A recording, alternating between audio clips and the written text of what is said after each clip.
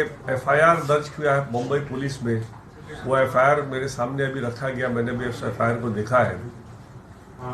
पहली बात तो ये लग रहा है कि मुंबई पुलिस का बांद्रा पुलिस स्टेशन रिया का सेकंड होम जैसा है, उनका दूसरा घर है। वो हर छोटे छोटे मौके पे भाग के वहां जाती हैं, वहां शरण लेती हैं जैसे कि कोई अपने घर में शरण लेता है। दूसरी बात, जो बांद्रा पुलिस ने एफआईआर दर्ज की है वो बिल्कुल बेबुनियादी है, बिल्कुल इलीगल है और सुप्रीम कोर्ट की ऑर्डर की अवहेलना है।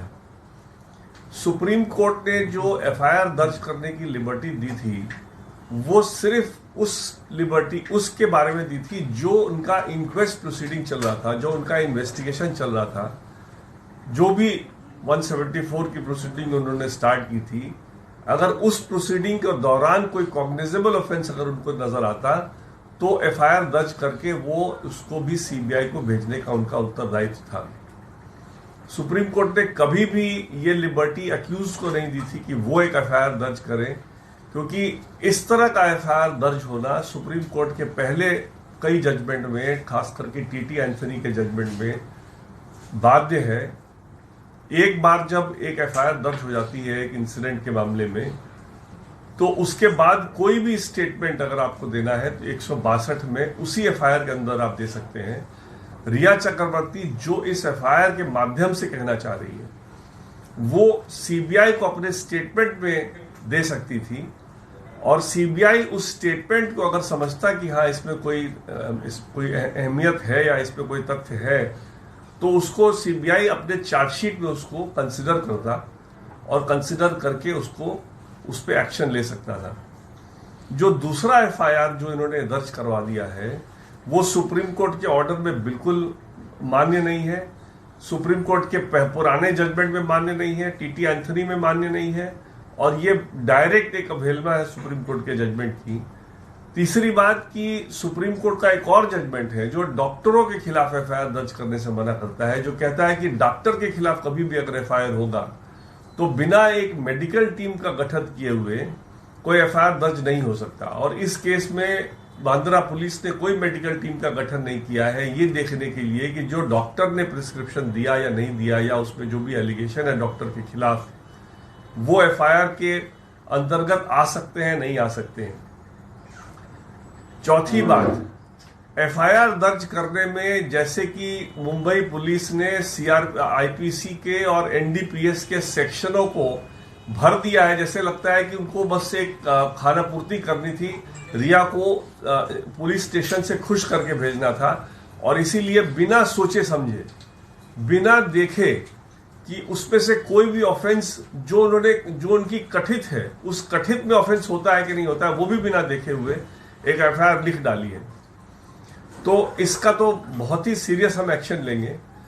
क्या हम सुप्रीम कोर्ट पे कंटेम्प्ट डालेंगे या क्वैशिंग डालेंगे या क्या डालेंगे वो हम फैसला लेंगे कुछ चंद घंटों में, लेकिन इस मामले को एक बहुत ही सीरियस तरीके से ये देख करके कि ये एक सुप्रीम कोर्ट के जो ओवरऑल डायरेक्शन है उसका ये उल्लंघन है, और जो लिबर्टी मुंबई पुलिस को दी गई थी अपने इन्वेस्टिगेशन के अंतर्गत कि अगर जो इंक्वेस्ट प्रोसीडिंग कर रहे हैं अगर उसमें कॉग्निजेबल ऑफेंस कोई मिलता है तो उसके लिए एफआईआर दर्ज कर सकते हैं, उस लिबर्टी को इन्होंने अक्यूज्ड के कहने पे एक एफआईआर दर्ज करने को अलाउ कर दिया है, जो कि बिल्कुल गैर कानूनी है, बिल्कुल सुप्रीम कोर्ट की अवहेलना है, और ये किसी भी हाल में इसको हम लोग आगे नहीं चलने देंगे।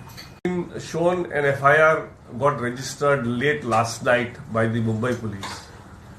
The first thought that comes to my mind is that Bandra police station looks like the second home of Riya Chakravarti. For every small incident, she runs to Bandra police, and they also permit her to sit and use the police station as if it's her own home or her drawing room. The FIR which has been registered is clearly illegal, clearly a contempt of the orders of the Supreme Court. The Supreme Court has very clearly said that if the Mumbai police, as part of its inquest proceeding, were to come across some cognizable offence in relation to the death of Sushant Singh Rajput, then that Mumbai police could refer to the CBI as well. The registration of a second FIR at the instance of the accused in this case is barred by Supreme Court by an earlier judgment of Supreme Court, that is in the case of T.T. Anthony, where Supreme Court has very categorically held that if an FIR is under investigation and if somebody wants to give a different factual matrix to the same incident, then it can be done only by means of a statement under 162 before the police investigating that FIR, and it cannot be by a second FIR.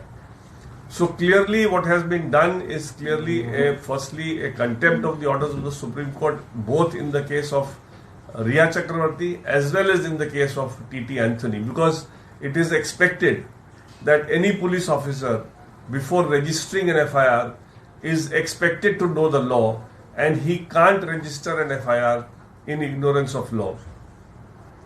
The FIR also has been registered as if to oblige the accused, because sections of the IPC and the NDPS Act have been used liberally without even looking into the contents of the complaint made by Riya Chakravarti as to whether any of those offences are made out or not. So this whole attempt appears to be somehow to help the accused and to deflect the investigation into a direction so as to ensure that the accused gets some benefit in this whole saga, that is in the death of Sushant Singh Rajput. Even otherwise, this FIR is completely without jurisdiction, because Supreme Court in the Jacob Matthew case has held that before an FIR can be registered against a medical professional, a medical team has to be constituted to find out whether any medical negligence is involved or not in this case, or any criminality is involved or not by the medical professional. And in this case, this FIR has been registered without constituting that medical board. So on 3 counts, firstly Jacob Matthew, secondly T.T. Anthony, and thirdly the spirit of the judgment in Riya Chakravarti's case, this FIR is clearly a contempt of the Supreme Court orders, and we will take very strong action to ensure that the accused does not succeed in deflecting the trial into a direction just to save herself and to ensure that the law doesn't take its full course as far as the offence committed by the accused is concerned. This is a very serious case where not only the CBI but also the NDPS as well as the ED authorities are investigating a very serious offence. And in spite of all these 3 agencies investigating this very incident, which is the death of late Sushant Singh Rajput, this kind of FIR being registered by Mumbai police is an affront to the investigation, to the Supreme Court. And we will take appropriate steps, whether it be filing contempt petition or whether filing quashing petition, we will decide very soon. So we did a story where Rumi Jafri has denied any payment. So where did this 15 crore, 17 crores come from? Well, these are again matters for investigation. I have told on several channels earlier also that what we have said in the FIR, I will only stick to that. Whatever is coming in the investigation, you will come to know only when the charge sheet is filed. Sir, CBI का दायरा unlimited है, ऐसे में इस तरह की complaint file करने के पीछे क्या मकसद लगता है आपको? देखिए, चाहती तो जांच कर सकती थी इसका बिना कंप्लेंट की। देखिए, सीबीआई के सामने अगर इनका जेन्युइन और बोनाफाइड कंप्लेंट था, अगर वैसे तो था ही नहीं, बिल्कुल देखने से ही लग रहा है, अगर इनका जेन्युइन और बोनाफाइड कंप्लेंट था तो ये सीबीआई को अपने स्टेटमेंट में यही बात लिखवा सकती थी, और सीबीआई अपनी इन्वेस्टिगेशन के अंतर्गत और उनको लगता कि इनकी बात सही है तो चार्जशीट हमारे क्लाइंट पे हो जाती है। इसलिए ये तो एक अलग FIR करने का और एक डिफ्लेक्ट करने की, और मुंबई पुलिस को इस्तेमाल ऐसे किया जा रहा है जैसे कि उनके घर की पुलिस हो, उनके रिश्तेदार हो। इस तरह से पुलिस किसी एक्यूज को बिठा करके इस तरह से FIR दर्ज करती है सुप्रीम कोर्ट के कई जजमेंट की अवहेलना करके। इसलिए ये तो बहुत ही निंदनीय है, इसकी हम लोग बहुत कड़ी कार्रवाई करेंगे। सर, रिया चक्रवर्ती ने जो FIR दर्ज करवाया और कहीं न कहीं एनसीबी के अधिकारियों के सामने जो बयान दिया उसमें ये कहा है कि तीनों बहनें प्रॉपर्टी की लालच में एक तरह से ड्रग की आदत डलवाई और इसीलिए दवाई बदली गई थी, जिससे इस स्टेज पे पहुंचा सुशांत की आत्महत्या कर। देखिए, ये जो रिया अपना केस बनाने में कुछ भी लिख दे, लेकिन दुनिया जानती है और इन्वेस्टिगेशन में सारी बात आ रही है कि कौन ड्रग सुशांत को किस तरह से देता था बिना उसकी मर्जी के। इसलिए ये सब बातें इनके बोलने से ये क्या इस कहानी को एक नया मोड़ देने की कोशिश जो कर रही है ये बिल्कुल सक्सेसफुल नहीं होगा।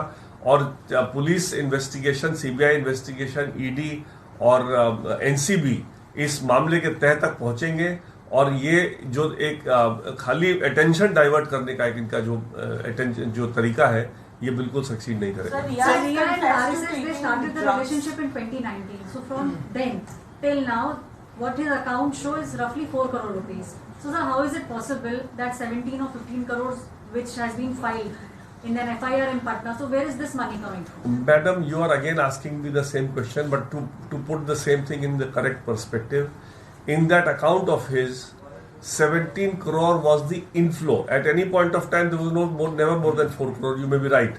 17 crore was the inflow and 15 crore was the outflow. Now, where all it has gone, the family was not controlling his account. The family was never interested in his money. So, where all it has gone, that only investigation will show. And I will not comment on whatever I know about whatever investigation has happened because this is not fair on my part.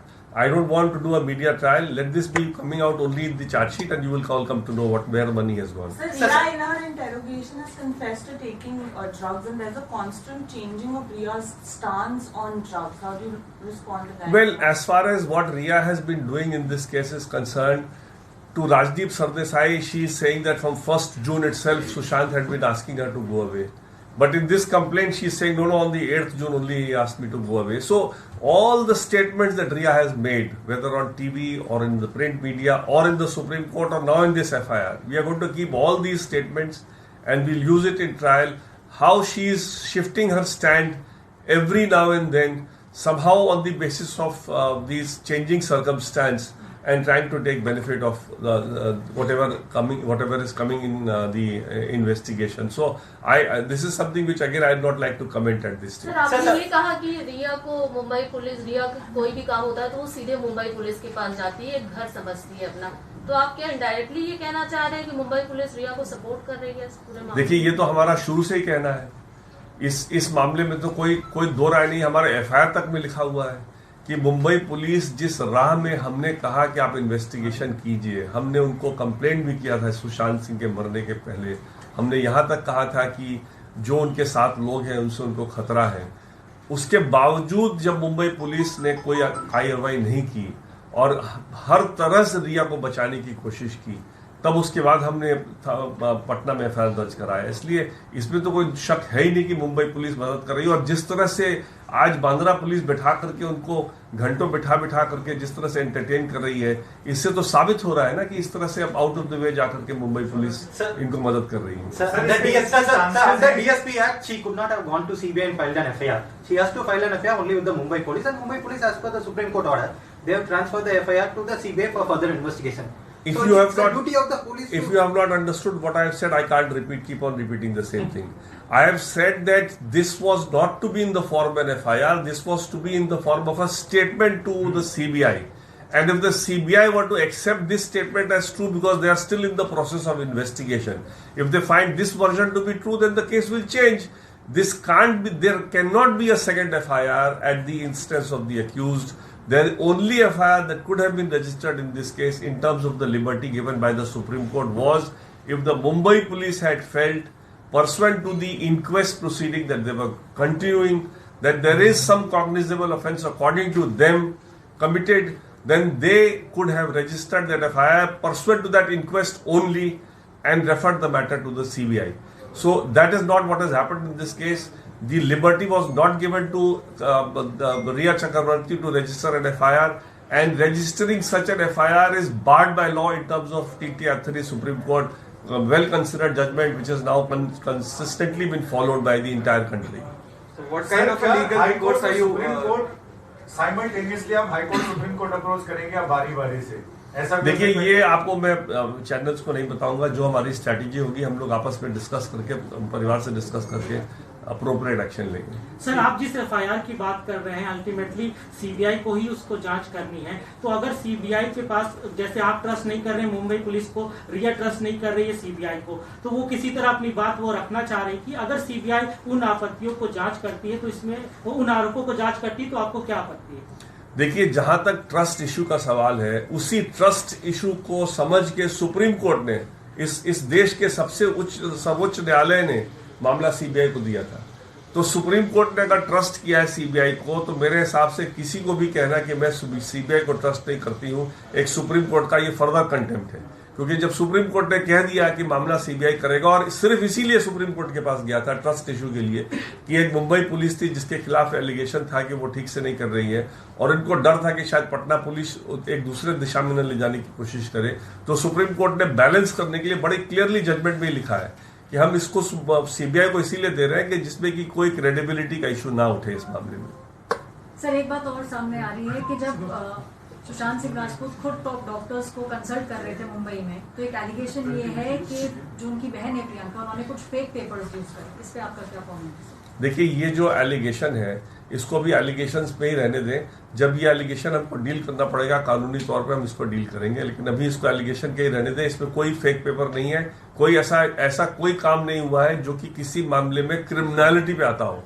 ये अगर इसका उल्लंघन है, तो एक medical council of India का जो एक डायरेक्टिव है उसका और मेडिकल काउंसिल के सामने कोई कंप्लेंट नहीं है, इसलिए आज के दिन में इस तरह के कंप्लेंट पे कोई एक्शन लिया ही नहीं जा सकता, कोई नहीं ले सकता। Sir, but in that complaint she also says that after obtaining this particular prescription, 5 days after that, the Sushant Singh has committed suicide, and she's also leveling abetment of suicide charges against the sisters. That is why I have said that the Mumbai police has been very liberal in adding whatever section she wanted them to add. So I don't want to comment on this kind of a completely wild and baseless allegation.